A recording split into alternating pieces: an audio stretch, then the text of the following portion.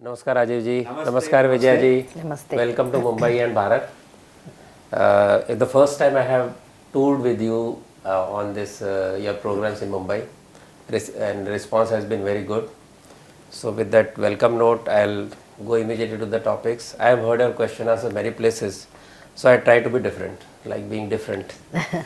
So my first question is, you wrote Breaking India about a decade back, and you made many forecasts which are still coming true, and people are surprised. At what time did you realize that book is already outdated and need to write a new book and move to Breaking India 2? What was the time and how much time it took for you to do this research and come with this 2.0? Perfect. So, for many years, first of all, I want to know that I'd like to not look at just examples and some problem, but always go beneath the surface. Like a good doctor has to see what's the root cause. So when I keep looking beneath the surface, I look at the flow of ideology, the flow of funding, what is their agenda, and then when I start finding that there is something common between this one and this one and this one, there's some common source, that becomes very exciting. So one of the common sources I started discovering was how American Marxism, racism, was being turned into Indian casteism and equated. This is a very new thing. पहले कभी हुआ नहीं था इतने scale में. Second, I found that this center of all this activity against India being Harvard, not Church, which was in the Breaking India 1.0 or Maoists, and now it is like a very prestigious place where the elite people go. Government sends IAS people. Government sends IAS people at government expense for training to Harvard, who are supposed to come back and be a good government people, but they are learning all these things. So this is a very big surprise. Then I found that the Indian billionaires are funding this. So all these things came together, and I realized that this is totally different than Breaking India 1.0. Now the strange thing is, when I started writing this, when we started talking to people, our own people thinking, हाँ हमने सुनी हुई बात, because they thought कि Breaking India 1 ही होगा. True. So we have to now tell people that this is different. The Kurukshetra has changed. Right. Our enemy is not sitting still. Right. So previously we learned how to combat them in the old way because they were a certain level. Now they have changed the game and we have to change accordingly. So that is why it's needed today. So when did Vijay ji enter this particular part of the battle? So there is a lot of research that came about, and one of the things that I've learned working with Rajiv ji is how do you put a narrative together? How do you see through all this, data points that you have? How do you make a connection? And more importantly, how do you substantiate it? We make sure the references are all there, double check. In fact, our endnotes are more than 100 pages. And not only that, we've gone through many websites.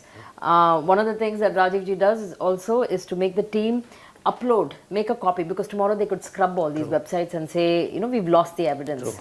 So it takes very meticulous, not just finding these data points, connecting them, coming up with a framework, but also making sure that we are just not making ad hominem attacks. We are not making personal attacks. We are not just sort of coming up with conspiracy theories. So we have to collect the data, make sure that it's all secure, the data is secured, and then, so that we have a well, presented argument and with tight references and, a backing of. So one point she made, I want to elaborate, is that we have, there are 1200 references, something like that. So whenever we are quoting something from a website, the point she's making is very important. They may delete that. Yeah, I saw that. In my own case also, I had to go back and find new reference there. So what we do is, we have downloaded every single link and every single reference we are giving. We want to be able to prove it 100 years from now. Whether they delete or not will not matter. So we have created a website where we have put all the references, and we can go there and prove, because we've got a copy even if the original gets deleted. This is very interesting. That much work, I think most scholars won't go So through. this change of Kurukshetra brings me to the second question, that new left seems to be ahead in the game. They're always the generation ahead of us. Yeah. So I read the book, I realized that maybe Breaking India 1 was at least people had some idea what's happening on the ground, but 2.0 is Nearly everything is new, though we have snatches of it. I go on TV debate, I bring out some research, I talk about it, but the depth of that information, so it makes me wonder the new left which is ahead of the game. For example, people said Wikipedia is fine before they realize that Wikipedia is being controlled by the left, Right. at the back end, by the editors. Same is true of YouTube, same is true of Twitter. So people who will cancel you, who will stop you. So this being ahead of the game. For example, even Gramsci himself was ahead of the game, that he realized way back that this Marxism is not going to work. So from economics he changed to culture. Right. So in this case, if that is so, then what is the strength and what is the weakness that you look at from this particular strength of left? What is the weakness from where you think you can, take a counter against them? So the strength is what you pointed out. Firstly, they are a very mature ecosystem, like which we are not. They all work together. आप एक के साथ टक्कर हो जाए, one fellow they will have hundreds of them after you next morning. In my case, if they come after me, then I have to go calling people saying, Ratan ji, please help me. You have to call some people. Somebody will join, somebody will say we don't want to. So they don't have that problem. They have a standing army. There's a very big strength. Secondly, they are very serious scholars. They read a lot. They know more about us than we know about them, by and large, in terms of the average person. Imagine how much they study about us, and they write and have meetings, gatherings. So their level of rigor is very high. Ours are more emotional, bombastic kind of thing. But the level of rigor, very, very few people are very good scholars. So these are advantages they have. And third is they are global. They are across countries and across cultures. So you'll find these global left everywhere. They are every country. There's the global left people, and they are beyond borders. They network with each other. We are very locally here, maybe some in US, some here and there, but we are not as globally connected, and we are new. Those are their strengths. I just added one more strength. Yes. Is that they're very good at putting out toolkits for the distribution of their knowledge, whatever they come up with. So the narrative, they're very good at distributing it, whether it's filmmaking or toolkits for activism, all of that. In fact, our first attempt is also in a form of a toolkit. We've come up with a book called Varna Jati Caste, taking a leaf from the left. But another strength of theirs, I would have to say, is they are in all these institutions. We are not. Even with this new government, there are more of them in our institutions. I go there and I'm cancelled out. They say, oh no, ye wo plana, unka aadmi baitha hua hai. So this is very strange. They have the, we still haven't been able to change the. So what is the chink in the armor according to you? So given all these strengths, we have to look for what is the chink in the armor. So one of the chinks in the armor is that when you do very serious Purva Paksha, which is what we are doing, not at the surface level, you find contradictions, you find weaknesses. So this, for example, the whole issue of caste becoming race is a serious flaw. And when you start writing it out this way, you find out that even some of their people have not been properly informed, because our Dalits have gone and sold them something, and now those people on the western side who got rigor are saying that some of it is not quite correct. So we are able to use their own logic, their own arguments back on them. That is something which requires hard work. Another thing is that there are conservatives in other countries. They are not Hindu conservatives, they may be Christian conservatives or some other kind of conservatives. They have a big problem also with wokeism. So we must learn to divide and rule them, like they are using divide and conquer against us. We should not. हमारे लोगों में this bad habit of saying that all Americans are this way, all people are that way, is not true. They are so divided amongst themselves. And we have to learn to make an alliance with this side for some reason, alliance with that side for some reason. There are certain things that we can have alliance with French, something with British people, something with American conservatives, something with American liberals also. So these are, it requires more detailed knowledge of these people. True. Because if you look at how many sampradayas we got, if somebody wanted to figure out how to penetrate India, he would need to know so many parties, north, south, all kind of things, and then he can figure out whom to make alliance to get in certain place. True. Similarly, we have to do this. We must know the map of each of these countries and these cultures far deeper than our Ministry of External Affairs or Culture Ministry hasn't invested. We really don't. At the government level, we really don't know them that well, other than what is said in the newspapers. All these attacks we get, that whether it's Jai Shankar or some other minister has to respond, we are reacting after it happened. No ability to predict anything, no ability to go deep and say, unka ye network hai, what are they planning now? So much resource we have, embassies we have. So I wanted to ask this later, but I ask you right now, since you raised the issue, that your work, how many people or how many groups have started understanding your work, especially snakes in the Ganga? So, the book is very new, relatively. The Breaking India original earlier book took 10 years. Look, it took 3-4 years when people started. Really, it was like all over the place. I expect this will outdo that. This will be much bigger than that because the initial momentum is bigger than that.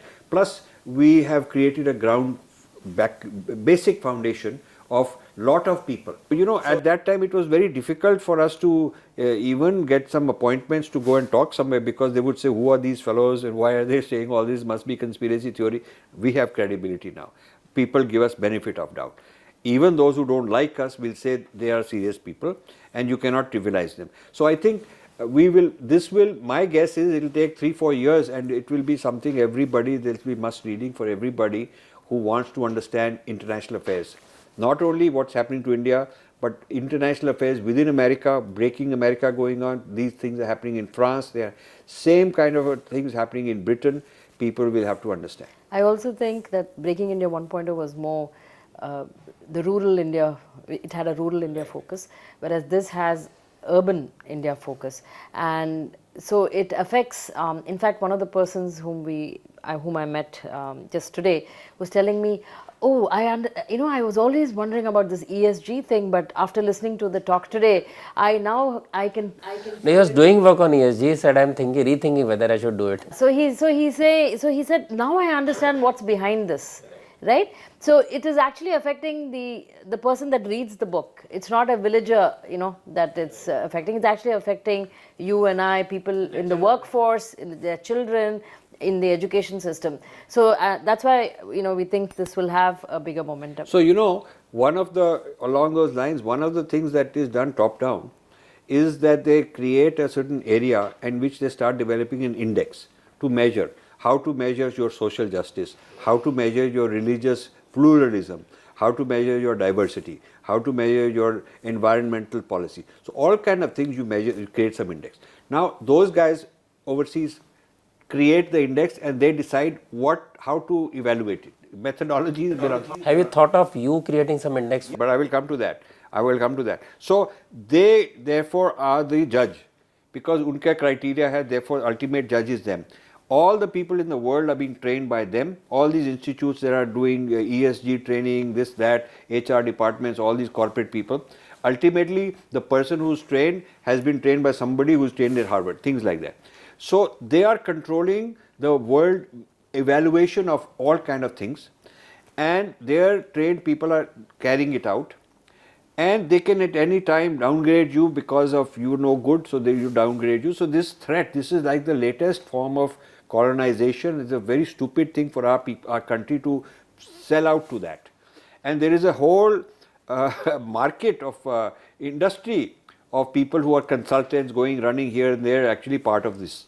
This is something amazing. Now to your question, can we set up the index? For example, a very important index we should set up is, we should do an evaluation of all the foreign universities that are studying India and evaluate them on various criteria. Are they authentic, not authentic, are they pro, this, that, whatever it is, whatever, we can develop an index.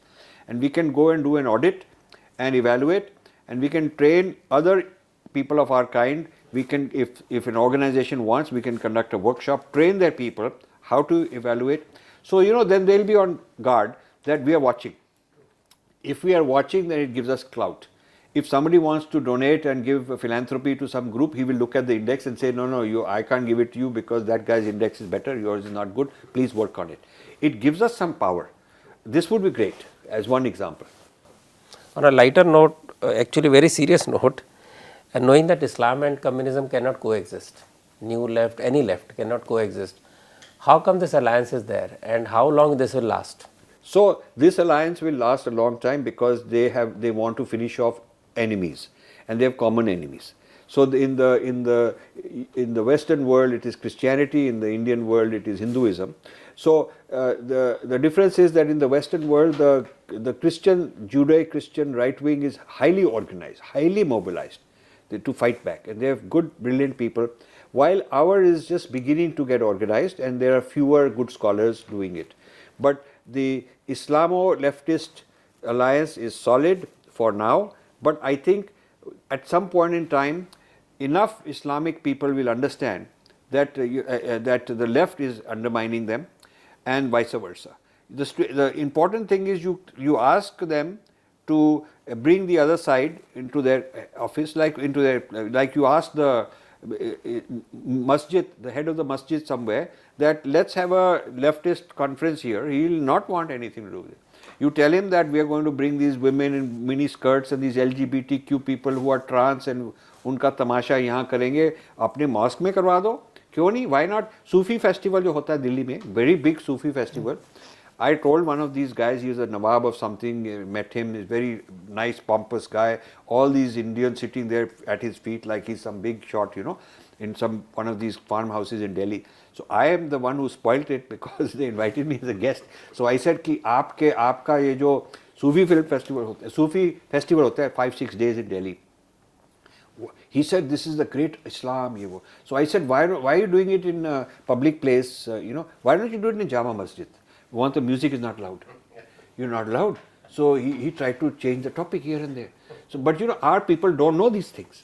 That very, very nicely I said to him, I said, this will be showcase. We should get the Imam here and bring it in Jama Masjid next year. The Hindus sitting there did not understand what I'm talking about. And those who did try to change, कि अच्छा समोसा खा लीजिए, इनको drink ला दीजिए, very uncomfortable. You see, so this is our problem. We do not know how to bring them down. But there's another alliance that we should also be worried about, not just the left and the Muslims, but the left and the corporates.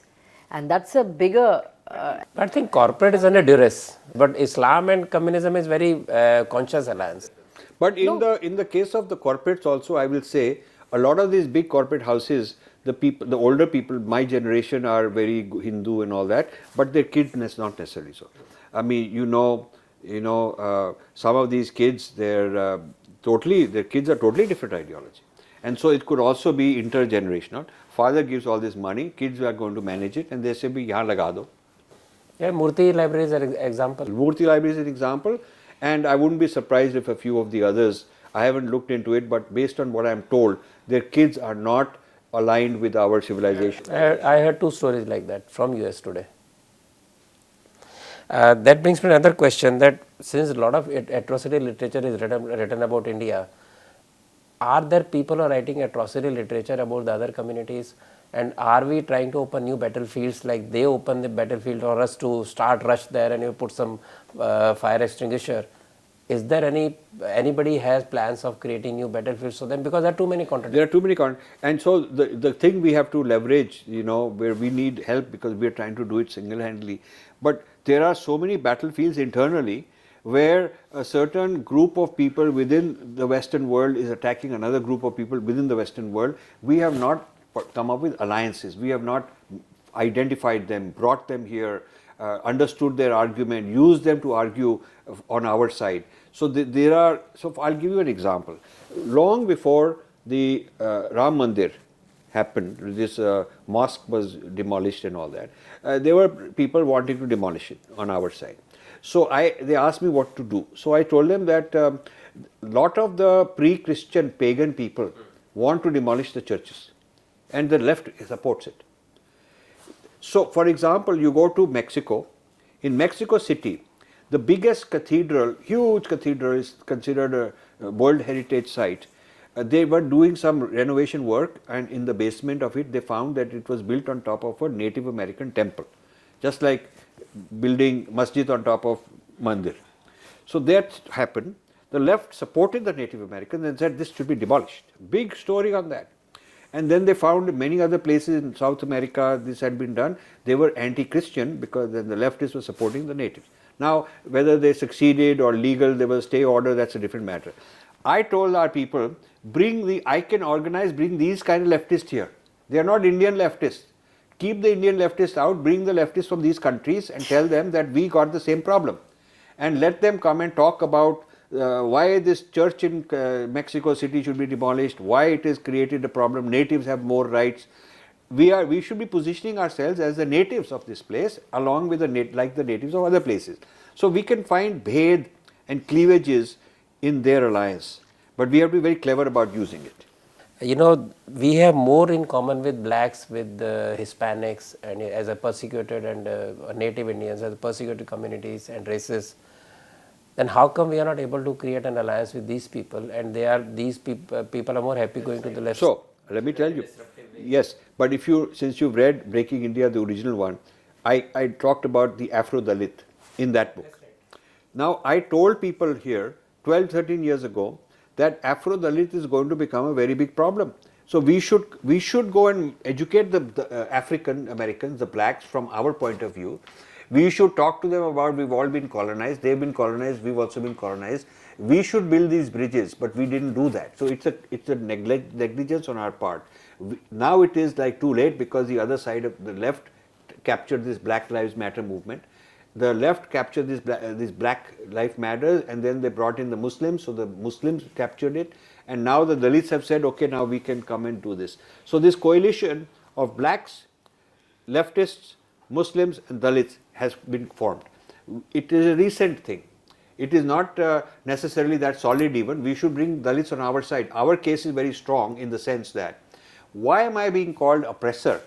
I always go there and say, my culture has been oppressed for 1200 years. I am colonized. Before the British, I was colonized by the Muslims.